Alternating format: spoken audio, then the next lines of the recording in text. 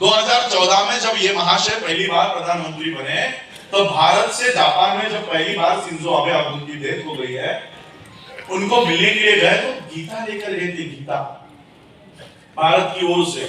और गीता लेकर जाने के बाद उन्होंने उनको गीता दी और कहा कि मैं अब नया नया प्रधानमंत्री बना हूं और भारत को हम इस गीता के अनुसार चलाने वाले हैं।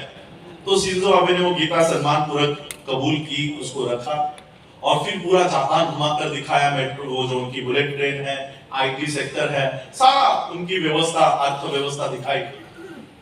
और फिर इस देश के प्रधानमंत्री दूसरे देश के लिए उनको निकलना था तो उन्होंने कहा कि अभी जाने का वक्त हुआ है। तो शिंजो आबे ने रोका, रुको, आपने हमको गीता दी, बदले में मैं भी आपको कुछ देना चाहता हूं।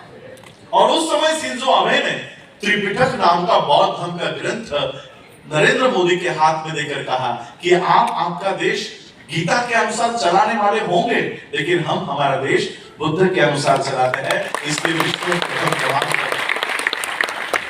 मोदी जी को लगा कि अगर मैं गीता लेकर घूमा तो भीख के तौर पर भी मुझे 1 रुपया नहीं मिलेगा। अब वो गीता भारत में ही रखते हैं, अब बुद्ध की मूर्तियां लेकर घूमते हैं। और अभी मैं एक पिछले 2 साल पहले दिल्ली के इंटरनेशनल एयरपोर्ट से गुजर रहा था। वहां पर एक बहुत बड़ी किताब का पोस्टर लगाया था और किताब का नाम था a monk who became chief minister. अब मॉन्क मतलब जो यहां दिख रहे हैं, ये इनको मॉन्क कहते हैं। बौद्ध धर्म में जो धम्म गुरु होते हैं, प्रचारक होते हैं, उनको मॉन्क कहते हैं। हिंदू धर्म में जो होते हैं उनको प्रीस्ट कहते हैं, या जो कुछ उनके नाम हो उस तरह से सेंट्स कहते हैं। मॉन्क ये शब्द पूरे वर्ल्ड में सिर्फ बौद्ध भिक्षुओं के लिए इस्तेमाल किया जाता है, बराबर है। अब वहां पर बड़ी किताब में किताब का नाम लिखा है, आज भी आप लोग अमेज़न पे जाओगे वो किताब अवेलेबल है, A monk who became chief minister, और फोटो था योगी आदित्यनाथ।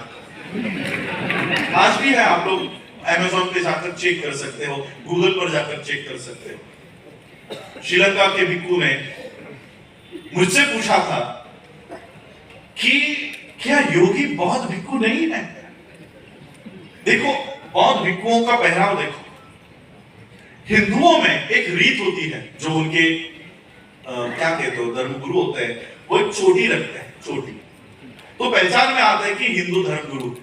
लेकिन योगी आदित्यनाथ चोटी नहीं रखता, भगवे वस्त्र पहनता है और पूरे वर्ल्ड को यह बताता है कि वो एक बुद्धिस्ट मॉन्क है जो उत्तर प्रदेश का सीएम बना है।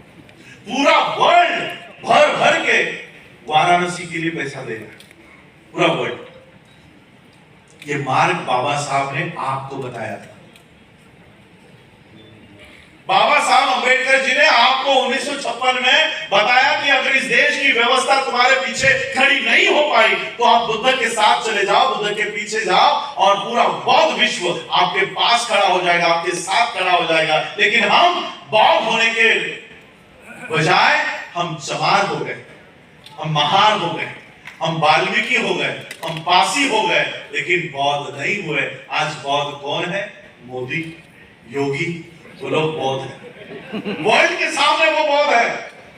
और हम जो इस देश में असली में बुद्धिस्ट है, हम लोग जातियों में बांट दिए गए, जातियों में बढ़ गए। और इसलिए हम लोगों को बाबा साहब ने जिस तरह से हमको बताया कि ये बुद्धिज्म हम लोगों को इस देश में रक्षा कर सकता है, हमको वहां पर चलना चाहिए। लेकिन हम अलग अलग संगठनों में, पहले हमारे में जातिवाद हुआ करता था, अब संगठनवाद भी हमारे यहां पर हो गया। संगठनवाद कि वो उस संगठन का आदमी है, मैं उसके कार्यक्रम में नहीं जाऊंगा। आज देखिए, बाबा साहब अंबेडकर जी के नाम से इस देश में 1 लाख संस्थाएं काम कर रही है। 1 लाख अंबेडकर ऑर्गेनाइजेशन, अंबेडकर फलाना, अंबेडकर ठिकाना करके 1 लाख ऑर्गेनाइजेशन। गुरु रविदास जी के नाम से अलग, वाल्मीकि जी के नाम से अलग, बुद्ध के नाम से अलग, बिरसा मुंडा जी के नाम से अलग। ऐसे हमारे बहुजनों के आज इस देश में 10 लाख संगठन है, 10 लाख। आरएसएस एक ऑर्गेनाइजेशन है और 104 उनकी अलग अलग विंग्स है। महिलाओं के लिए दुर्गा वाहिनी, युवकों के लिए बजरंग दल, विद्यार्थियों के लिए एबीवीपी, धर्म के लिए विश्व हिंदू परिषद, राजनीति के लिए बीजेपी, ऐसे 104 ऑर्गेनाइजेशन आरएसएस की है। हमारी 10 लाख है। अब 10 लाख ऑर्गेनाइजेशंस का 104 ऑर्गेनाइजेशन पर प्रभाव होना चाहिए या 104 का 10 लाख पर? अब 104 ऑर्गेनाइजेशन के लोग मीडिया के ऊपर है, आपके प्रशासन पर है। अभी पिछले महीने 127 एडमिनिस्ट्रेटिव ऑफिसर, ज्वाइंट सेक्रेटरीज, जो पोस्ट यूपीएससी से भरी जाती है, जो पोस्ट सिर्फ पब्लिक सर्विस कमीशन के एग्जाम से भरी जाती है, वो पोस्ट 127 ब्राह्मणों से भरी गई है। किसी भी तरह की एग्जाम नहीं, पूरा एडमिनिस्ट्रेशन अब आरएसएस के हाथ में है। पूरा एडमिनिस्ट्रेशन, पूरी न्याय व्यवस्था उनके हाथ में। ये एक 10 लाख संगठन और 104 संगठन, इन दोनों में काम करने का तरीका कैसे है वो भी आपको बताना चाहता हूं कि 10 लाख संगठन के लोग कैसे काम करते हैं और 104 संगठन के लोग कैसे काम करते हैं। 2014 में इलेक्शन से पहले आप लोगों को हल्का हल्का अगर याद हो तो मुझे बताओ, नरेंद्र मोदी से भी पहले इस देश में बीजेपी के ओर से प्रधानमंत्री पद का दावेदार कौन था? लाल कृष्ण आडवाणी। लाल कृष्ण आडवाणी ये बीजेपी के ऑफिशियल डिक्लेयर्ड पीएम कैंडिडेट थे। लेकिन आरएसएस को लगा कि अब अगर एलके आडवाणी जी के नेतृत्व में हम इलेक्शंस में जाए तो शायद हमको उतने वोट नहीं मिले। इसलिए उन्होंने गुजरात से नरेंद्र मोदी को इंपोर्ट किया और फिर देश का नेता घोषित किया और उनके नेतृत्व में 2014 की इलेक्शन लड़ी गई और फिर वो प्रधानमंत्री बने। अब मैं आपको पूछता हूं, 2014 से लेकर 2022 आज तक लाल कृष्ण आडवाणी ने कभी आरएसएस का विरोध किया? कभी कोई नया संगठन बनाया आरएसएस ब्रैकेट एलके आडवाणी? वो लोग अपनी विचारधारा को फैलाने के लिए, मनु का कानून फैलाने के लिए, अपनी विचारधारा को एस्टैब्लिश करने के लिए प्राइम मिनिस्टर पद का भी त्याग करने के लिए तैयार है। सबसे बड़ा पद है प्राइम मिनिस्टर। प्राइम मिनिस्टर पद का भी त्याग करने के लिए सिर्फ और सिर्फ उनकी विचारधारा इस देश में कायम हो, इसलिए वो अपनी विचारधारा को फैलाने के लिए पीएम पद का भी त्याग करने के लिए तैयार है। हम हमारे महापुरुषों की विचारधारा को फैलाने के लिए एक तहसील का भी पद को त्याग करने की तैयारी हमारी भी है। तहसील का भी हमें, अगर आज के कार्यक्रम में हमें हमारा नाम नहीं लिया गया, हमें बैठने के लिए कुर्सी नहीं दी गई, हमको मान सम्मान नहीं मिला, इस वजह से हमारे लोग बाहर आकर नया संगठन बना लेते। ऐसे करते करते 10 लाख संगठन बन गए। ऐसे करते करते 10 लाख संगठन बन गए। हमारे लोग मान सम्मान के इतने भूखे हैं कि वो अपनी विचारधारा को भूल रहे हैं। मैं आपको बुद्ध की एक बात बताना चाहता हूं। बुद्ध जब वो चारिका कर रहे थे अपने संघ के साथ, चारिका करते करते वो ऐसे गांव में, ऐसे नगर में जा पहुंचे जो पूरा का पूरा उजड़ चुका था। पूरा का पूरा उजड़ चुका था। उस गांव में जीवन वहां पर बचा नहीं था, ना प्राणी थे, ना पेड़ था, ना इंसान बचे थे। तथागत बुद्ध चारिका करते करते ऐसे गांव में आकर पहुंचे। बुद्ध के संघ ने पूछा तथागत बुद्ध से कि हे तथागत, ये कैसा गांव है, ये कैसा विचित्र गांव है, यहाँ पर कोई जीवन दिखाई नहीं दे रहा, ये कैसा उजड़ा हुआ गांव है।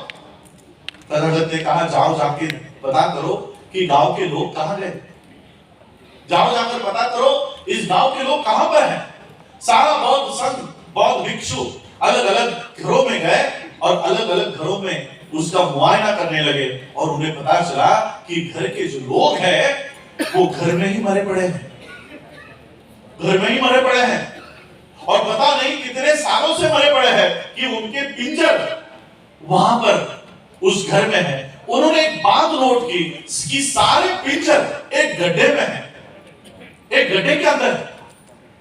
ये सारा विचित्र दृश्य देखकर वो तथागत बुद्ध के पास आए और बुद्ध को ये सारी जानकारी देकर उन्होंने पूछा कि तथागत ये कैसा गांव है कि सभी लोग अपने घरों में ही मरे पड़े हैं और विशेष एक गड्ढे में पड़े पड़े, गड्ढे में मरे पड़े हैं, इसका क्या मतलब होता है, हमें समझाइए।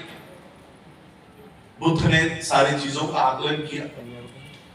बुद्ध ने कहा कि इस गांव पर पिछले कई सालों से अकाल पड़ा हुआ है, इस गांव पर कभी बारिश नहीं हुई, इस वजह से यहाँ के पेड़ पौधे मर गए, जानवर मर गए, जानवर गांव छोड़कर चले गए। और ये जो लोग हैं घर में मरे पड़े हैं, उसका कारण यह है कि ये सभी लोग पानी की तलाश में अपने अपने घरों में कुआं खोद रहे थे, अपने अपने घर में कुआं खोद रहे थे। और वो कुआं खोदते खोदते ही अपने अपने घरों में ही मर गए और आज उनके पिंजर उस गड्ढे में दिखाई दे रहे। तथागत बुद्ध ने कहा ये सभी लोग जीवित रह सकते थे अगर सभी लोग इकट्ठा होकर सिर्फ एक कुआं खोदते तो इन लोगों को पानी भी मिल जाता और ये जिंदा भी रहते।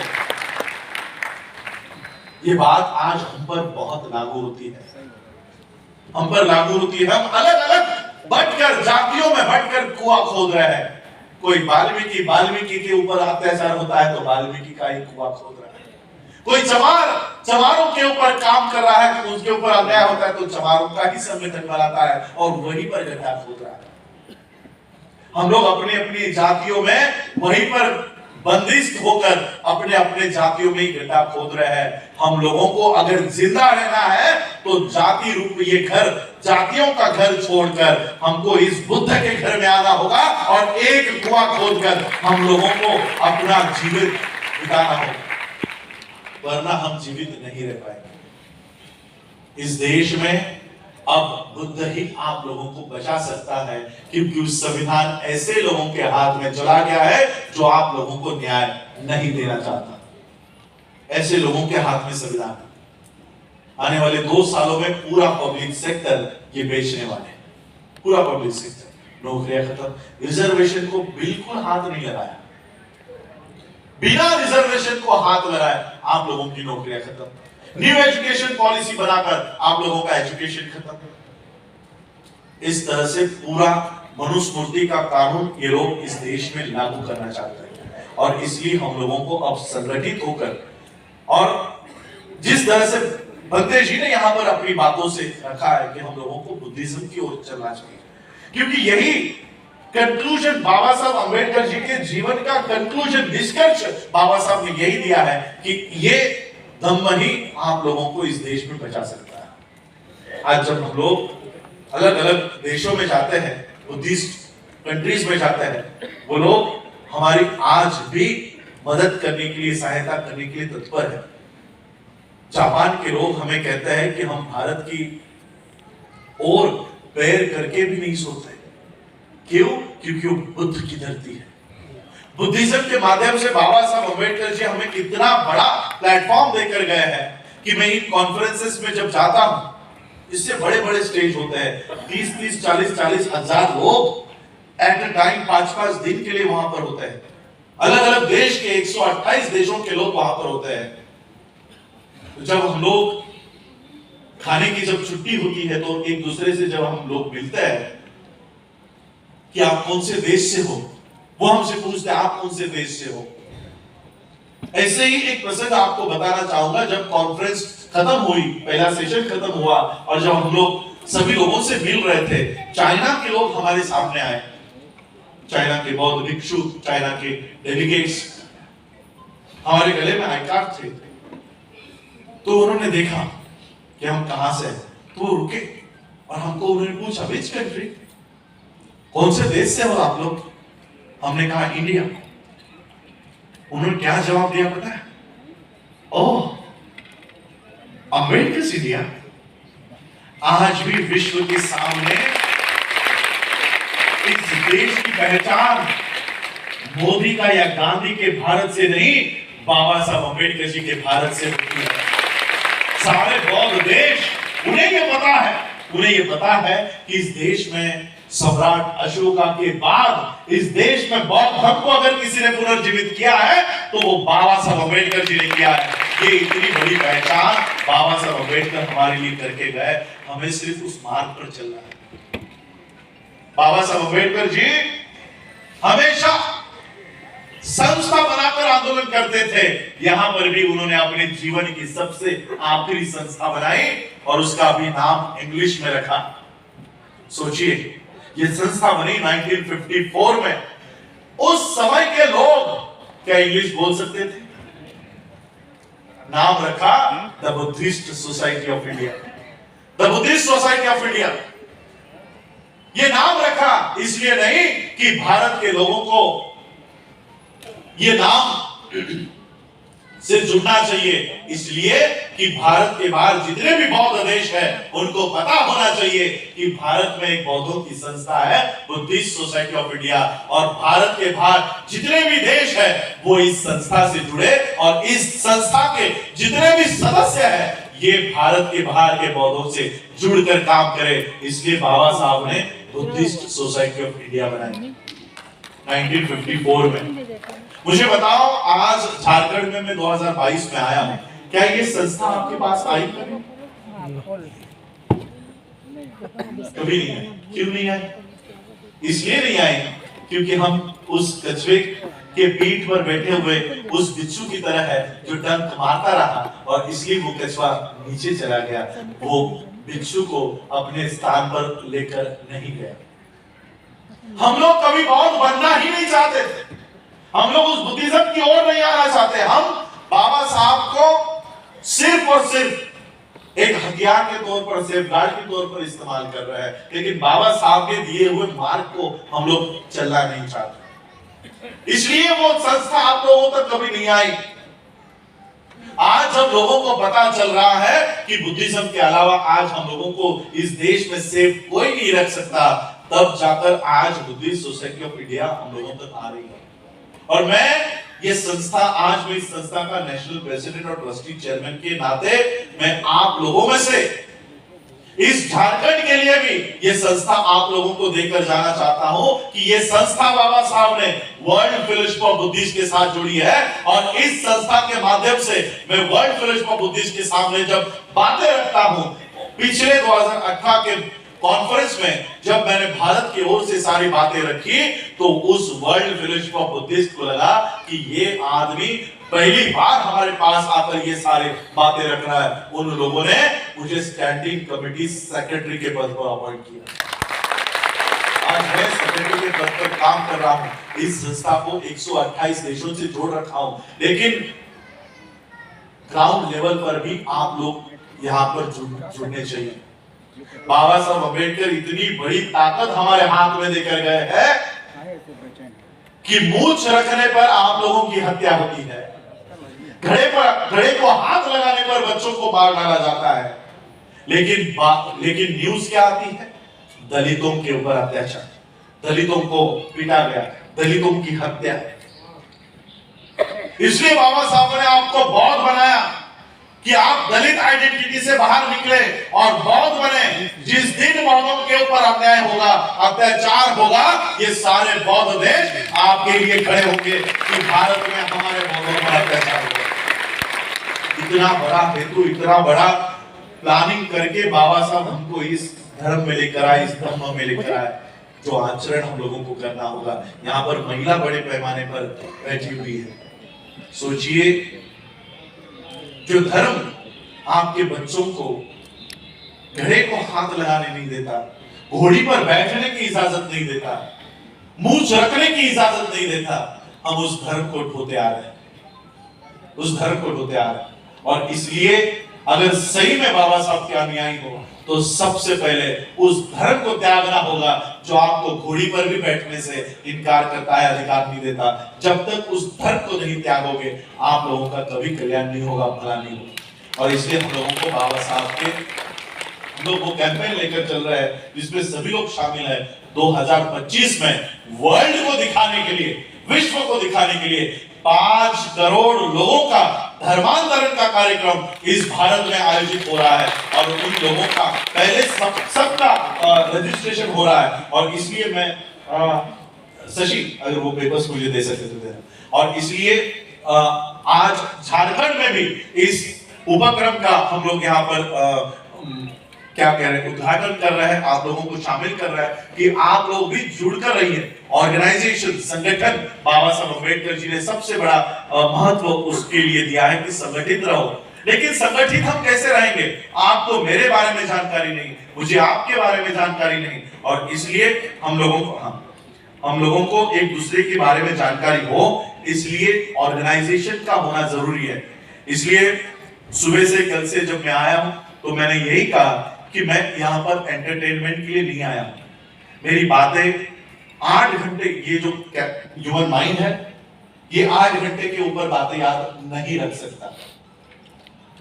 आज आपने सुना, 2 दिन के बाद मैंने क्या कहा है ये आपको याद नहीं रहेगा, क्योंकि ह्यूमन ब्रेन की कैपेसिटी सिर्फ 8 घंटे की होती है। 8 घंटे के ऊपर हमारा ब्रेन यादें नहीं संजो सकता। और इसलिए ये काम जो हम कर रहे हैं ये लगातार बना रहे, आप लोगों तक हमारा मैसेज पहुंचते रहे, इसलिए एक कमेटी का होना जरूरी है। इसलिए बुद्धिस्ट सोसाइटी ऑफ इंडिया जो बाबा साहब ने 1954 में बनाई, उस कमेटी का, उस सोसाइटी का, उस ऑर्गेनाइजेशन का झारखंड स्टेट के लिए हमने यहाँ पर कमेटी तैयार की है। और झारखंड स्टेट के लिए भंते M.K. राजन ये स्टेट प्रेसिडेंट के तौर पर जिम्मेदारी उठाएंगे। भंते M.K. राजन जी का इस संस्था के लिए मैं स्वागत करता हूं। और श्यामदेव दास ये झारखंड स्टेट के लिए जनरल सेक्रेटरी के तौर पर काम करेंगे। धारा सिंह बौद्ध ये झारखंड स्टेट सेक्रेटरी के तौर पर काम करेंगे। और अशोक रजक जी ये भी झारखंड स्टेट सेक्रेटरी के तौर पर काम करेंगे। विजय पासवान जी ये भी झारखंड स्टेट सेक्रेटरी के तौर पर काम करेंगे। और राजकुमार जी झारखंड स्टेट ट्रेजरर के तौर पर काम करेंगे, ताकि इस झारखंड में जितने भी लोग बौद्ध धर्म से जुड़ना चाहते हैं, हमारे पास बौद्ध होने के प्रमाण पत्र नहीं है, ये बौद्ध होने के प्रमाण पत्र ये कमेटी को हमने ऑलरेडी सौंप दिया है। आप लोगों को आपका सबका रजिस्ट्रेशन मेंबरशिप फॉर्म भंते जी के पास है, वो लेकर इकट्ठा सबकी जानकारी हमको देनी होगी। देखिए, आज मुस्लिम हो, क्रिश्चियन हो, सिख हो, उन लोगों को इस तरह के कार्यक्रम लेने की जरूरत नहीं पड़ती। क्यों? क्योंकि उनको अगर कोई इंफॉर्मेशन लेनी है तो जामा मस्जिद से पहुंच जाती है, अकाल तख्त से पहुंच जाती है, चर्च से पहुंच जाती है। क्या हमारे पास ऐसी कोई व्यवस्था है? नहीं। इन 70 सालों में, 75 सालों में हमने अपनी कम्युनिकेशन की यंत्रणा भी नहीं बनाई है, और इसलिए ये यंत्रणा बना रहे हैं ताकि झारखंड के लोगों से अगर मैं संपर्क करना चाहता हूं तो भंते जी के माध्यम से हम संपर्क कर सकते हैं। आप लोगों को अगर संपर्क करना है तो हम लोग संपर्क कर सकते हैं। मैं एक डायरेक्टरी तैयार कर रहा हूं, भारत के अम्बेडकराइट्स की, बौद्धों की डायरेक्टरी तैयार कर रहा हूं, और सभी लोगों का नाम, फोन नंबर हमारे उस डायरेक्टरी में हो। भारत के बाहर से लोग जब आए तब आए, लेकिन कहीं पर भी राजस्थान जैसे, हरियाणा जैसे, पंजाब में, महाराष्ट्र में कहीं पर भी बौद्धों के ऊपर अन्याय अत्याचार हो तो 50 लाख की संख्या में हमारे लोग वहां पर इकट्ठा हो। इतने लोग हम इकट्ठा करके रख रहे हैं। तो ये ऑर्गेनाइजेशन हम लोग तैयार कर, बाबा साहब का ऑर्गेनाइजेशन बढ़ा रहे हैं। ये सभी लोग, मैं भंते जी को, ये उनका नियुक्ति पत्र है, मैं उनको सौंपना चाहता हूँ कि भंते जी भंते बाबा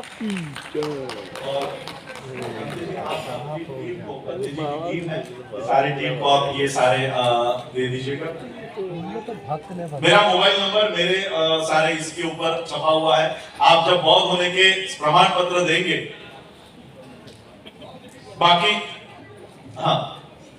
बाकी सदस्य जो है पूरे कार्यकारिणी के, M.K. राजन जी, श्यामदेव दास जी, इनके नाम तो ले लिए। बाकी जो सदस्य है, अमय कुमार जी, लाल मोहन राम जी, अशोक कुमार कनौजिया जी, व्यू कुमार दास जी, राम प्रसाद दास जी, शंभुनाथ भारती, डॉक्टर अयोध्या प्रसाद भारती, जय श्री वीरेंद्र रजक, भोला प्रसाद, शिरीष कुमार, वीरेंद्र राम, रंजीत कुमार पासवान, तो इस तरह से ये बुद्धिस्ट सोसाइटी ऑफ इंडिया की कमेटी भी हमने यहाँ पर